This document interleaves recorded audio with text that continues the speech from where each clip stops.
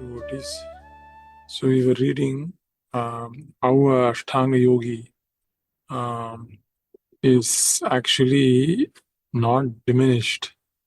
Anyone who's born in a yogi, actually this applies to anyone. So how he is getting an opportunity to progress in this life. Etad durlabha-taraṁ. Etad durlabha-taraṁ. Loke janma īdṛśam. So we discuss until this. So, and Krishna is telling, Tatra tam buddhi yogam, Tatra tam buddhi samyogam, labhate paurva dehikam, yatate chatata bhuyaha, samsiddhu kuru nandana. Samsiddhu kuru nandana. So, Krishna is telling, at that point of time, Krishna is using the word buddhi samyogam. So, the right opportune moment, we can actually, a person will realize Krishna. Tatra tam buddhi samyogam.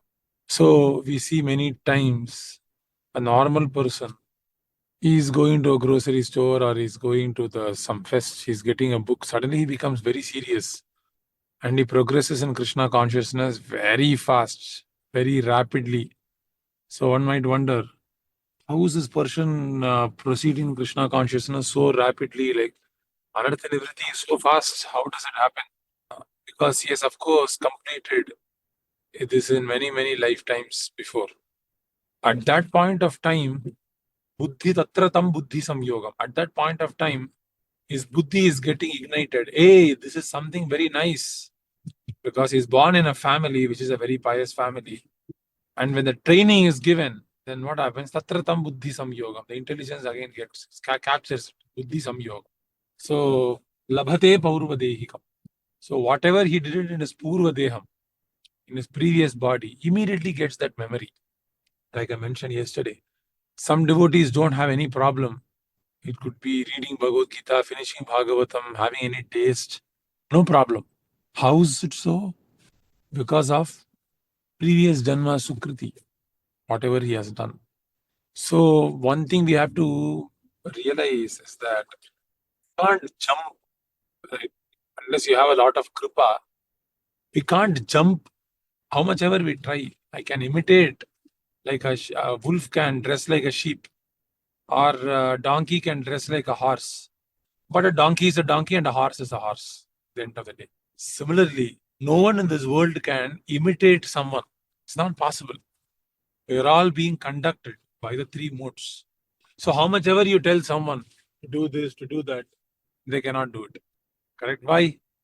Paurva dehikam. The purva deham will force us. No, you do this only. Paurva dehikam. No. Yeah, this is what you have done for many lifetimes. And the body again will force us to do in a certain way. So that's the power. So the same way the power is for bad things, the same power is there for whatever is there, good things also. So labhate pauru devikam. So one should not think that this devotee is, I am very senior because I am, I came to Krishna consciousness chronologically earlier.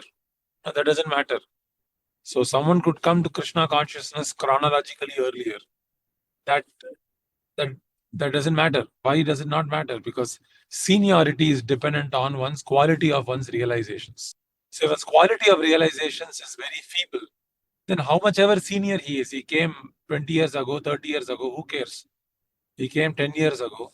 But if someone is coming only for 1 year, but his quality of realizations, his chanting, his reading, his hearing is with earnestness, his shraddha is very earnest. That means he's a lot more advanced. Why? Because what is senior, what is junior? Because we are all practicing Krishna consciousness from so long, from many lifetimes. For many devotees, lifetimes, right? Or maybe for me, it might be this might be the first lifetime that I get Krishna consciousness, possibly. And because this is my first birth, I'm getting Krishna consciousness. My attraction for Krishna will be very feeble. I will think, who knows whether Krishna is there or not. That type of a faithlessness I would have. And someone might be very advanced. He would think, I want to have a Siddha Deha, I want to become liberated, I want to go back to Godhead. So one will be talking very advanced. So what determines? And he will be able to consistently maintain that consciousness. How so? Because of labhate paurvadehikam tatratam buddhi samyogam. So his buddhi will click. Buddhi will click. Yes, I need to do this. Yatate cha tato bhuyaha. From that point of time, he again starts endeavoring. Hey, I did this, I did that. Again, I have to go in this direction. Samsiddhau kurunandana. He goes on the path of. So, and these yogis, they are not even interested in the Prabhupada's writing in the purport. They're not interested in the lower portions of the Vedas. So, because they are transcendental, nirvedaha, Krishna also says, shrotavyasya shrutasya cha. They are indifferent to the injunctions of the Shastra that are enjoining them to do rituals. So, nirvedaha for shrotavyasya shrutasya cha. Indifferent to the lower part of the Vedas, lower injunctions of the Vedas. So, what is the point? The point is that we must associate with advanced devotees and try to get their mercy. This is the only way to make progress in terms of Bhakti Yoga. So, the more we associate with sadhus, then we can organically grow. We can organically grow. And anyone we see, they are making advancement very fast. We must understand that they're continuing from their previous lifetime, or they got some amazing mercy of the Lord. Amazing mercy of the Lord. So this we must understand. So we must not think that this is some fluke that they are advancing. No, it's not possible to advance in Krishna consciousness by fluke. It's not possible. So that's what Krishna is saying in this shloka. So a person who is taking to Krishna consciousness, is two sets again, just to summarize, who's taken to Krishna consciousness, any yogi for that matter, if he's an advanced yogi, he'll be born in a devotee family. If he's not such an advanced yogi, he'll be born in a mercantile family, which is very Shrimatām, yoga, Shrimatām, what to say, Shuchinām Shrimatām Gehe Yoga Prashno Vijayate. He'll be born in a little more aristocratic family. It might not be very buddhiman family. Buddhist, what is it? Krishna uses the word yoginām eva kule. So yoginām eva kule. So it might not be in the kulam of great yogis, but it might be in the, if he is a little less advanced. Ārukshoho munehe yogam karma karanam uchyate. Yoga arudasya tasyeva shavah karanam uchyate. So ārukshoho munehe yogam karma karanam uchyate. So he'll be born in a family where and perform some karma yoga. Ārukshoho munehe. Because he's the beginning path. But yoga arudasya tasyeva. But even as a yoga arudham. Yoga arudha means he's very advanced yogi. And from there he fell down. Then what happens? Shamak karanam uchyate. He's born in a family where devotees are simply not trying to just perform some varnashrama dharma and then offer that results, which is also great, or they are little materially attached, karma mishra bhakti type of situation.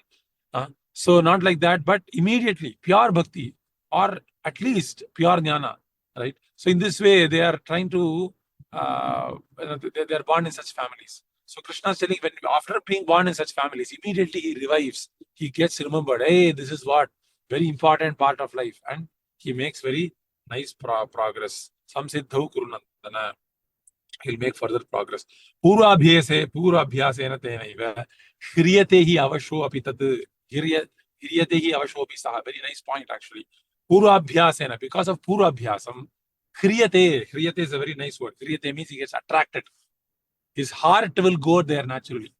Hridayam, the word Hriyate comes from the same dhatu, same root word. What is it? Hridayam, Hriyate. His heart will naturally go there. His heart will immediately go to Bhagavad Gita only. He will not have a struggle. So right now, at least I have a struggle to read Bhagavatam or Bhagavad Gita 3-4 hours. But some people don't have any struggle. They can read, they can chant very nicely.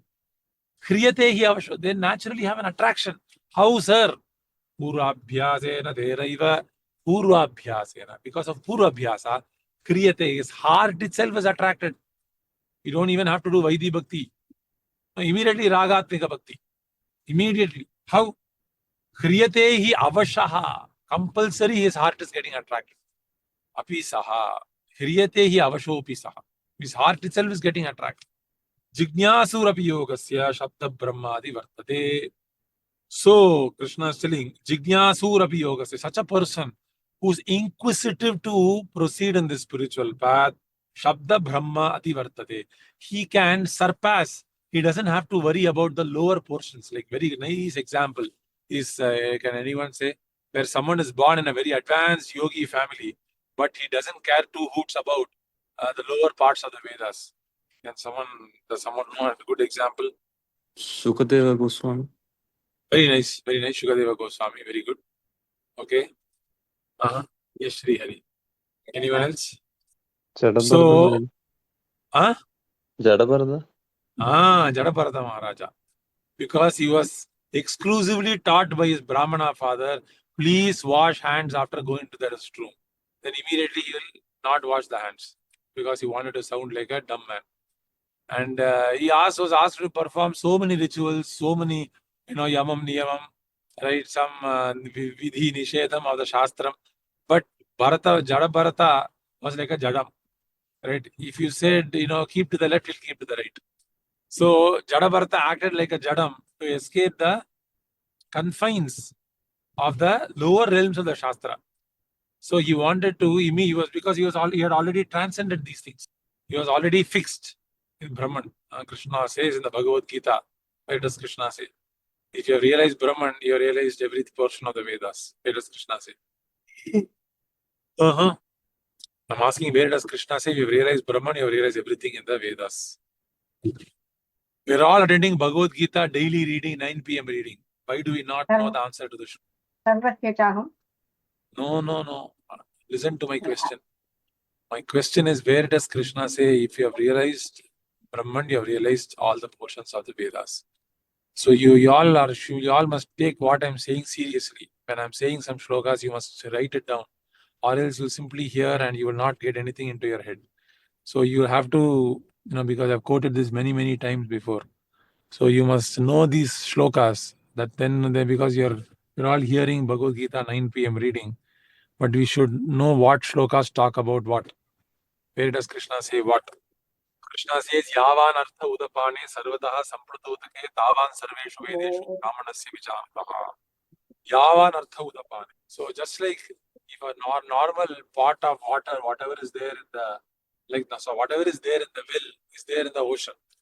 Yavan artha udapane sarvataha samplutodake tavan sarveshu vedeshu brahmanasya vijanataha. If you know Supreme Brahman, sarveshu vedeshu, you know everything. Because why do you know sarveshu vedeshu? Brahmanasya vijanataha. You know the Supreme Brahman. So you know everything. Sarveshu vedeshu brahmanasya vijanataha. So the only goal of life is to know Supreme Brahman. So that's why Krishna is saying, if you know these things, so you have to memorize this shloka. I'm quoting this today. You must go back and find out where this shloka is, right? And where does Krishna quote it. Then only you'll be convinced that I don't have to read all the Vedas, because Brahmanasya vijanataha param brahma param dhama vitram paramam bhavan purusham shashvatam divyam adidevam ajam vibhum. Yes, if I know Krishna, I know all the Vedas. Vedai sarve rahava vedya. Because if you know the Brahman, everything else is known. Sarveshu vedeshu brahmanasya vijanataha. Brahmanasya vijanataha. So the point is, when a person is attracted to the highest dharma, then he is automatically above the lower portions of the Vedas, which advocate rituals, this, that, all of that. So I'll stop here. Any questions or comments? Okay, thank you, devotees. Thank you, Prabhu. Hare Krishna. Kandat Pranam. Thank you, Prabhuji. Hare Krishna. Hare Krishna. Hare Krishna. Kandat Pranam.